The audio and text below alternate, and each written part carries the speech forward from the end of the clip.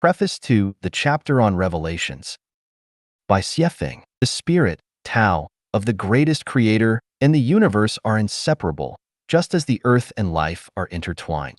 The human body's organs, blood and marrow, sensory organs, hair, and consciousness are also interconnected as a whole. The greatest creator has never engaged in direct conversations with any individual in human-created languages. However, this does not mean that the greatest creator is distant from humanity. The greatest creator is constantly in dialogue with humans, but the form of communication is not through our human languages. Instead, it occurs through the language of the greatest creator. All things in the natural world are the language of the greatest creator, and all phenomena in nature are the utterances of the greatest creator.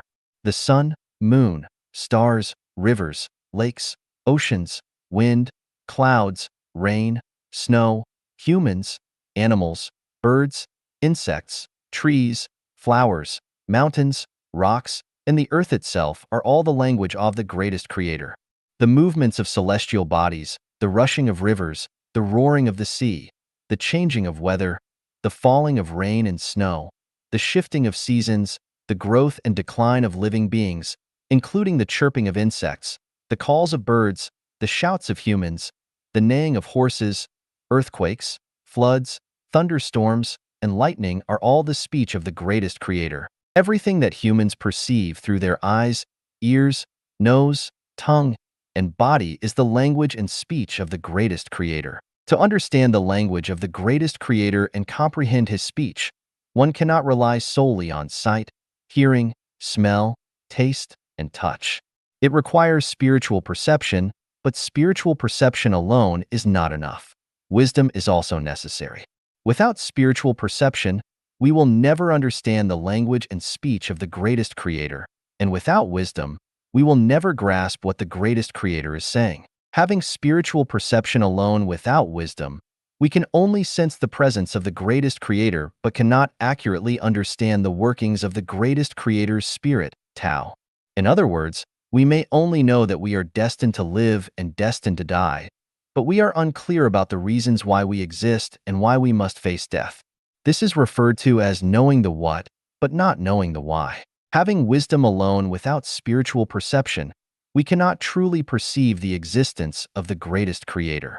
We can only rely on accumulated human knowledge, experience, lessons, rigorous logical reasoning, and scientific experiments to uncover some mysteries of the universe, nature, and life. In other words, we may understand why we live and why we die, but we cannot comprehend the ultimate reasons behind the necessity of life and death. This is referred to as knowing the why, but not knowing the what. With the exception of a very small number of individuals who possess both spiritual perception and wisdom, generally speaking, religious figures have spiritual perception but lack wisdom, while scientists have wisdom but lack spiritual perception.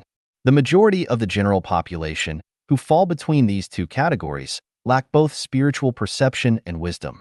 They merely exist blindly, living their lives without a clear sense of purpose. The chapter of Revelations is the divine revelation given to me by the greatest creator.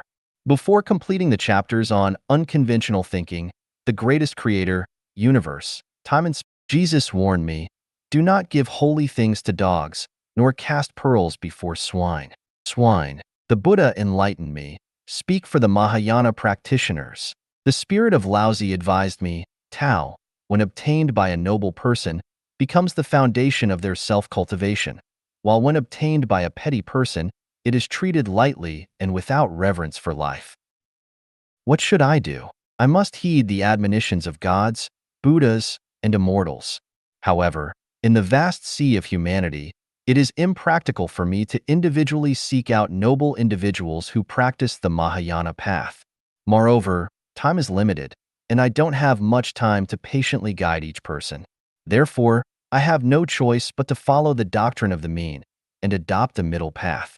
I will conceal the mysteries and secrets beneath the surface of phenomena, only hinting at them. This way, those who possess spirituality and wisdom can see beyond the surface, transcend the vastness, and more easily discover the gems and gold beneath the earth's surface. As for the rest of the people, they will be like what Jesus said, "Though seeing, they do not see. Though hearing, they do not hear or understand. In addition to Revelations and the other mentioned chapters, there is another chapter in Life of Genuine called the Preaching of the Tao. This chapter is entirely different from the Tao Te Ching, and it can be said without exaggeration that the wisdom contained in the preaching of the Tao far surpasses that of the Tao Te Ching. For instance, when it comes to beings who are destined for or already in hell, Jesus' attitude is, lest they repent and be forgiven. On the other hand, in Buddhism, Bodhisattva Ksitigarbha vows, I vow to save all sentient beings in the world, and I will not enter the Elysium world until hell is empty.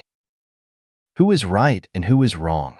Whose guidance should we ultimately follow? Preaching of the Tao specifically addresses such challenging questions. However, the timing is not ripe at the moment. Only when Life of Genuine is widely accepted by all human beings can preaching of the Tao be shared openly. It is similar to constructing a building where exquisite chandeliers cannot be hung until the main structure is completed. Laozi said, when the highest type of followers hears Tao, the truth, they try hard to live in accordance with it. When mediocre types hear Tao, they seem to be aware and yet unaware of it. When the lowest types hear Tao, they break into loud laughter. If it is not laughed at, it is not Tao. Regarding the chapter of Revelations, those who understand will discern its true essence, while those who do not will merely spectate. Apart from that, I have nothing else to discuss.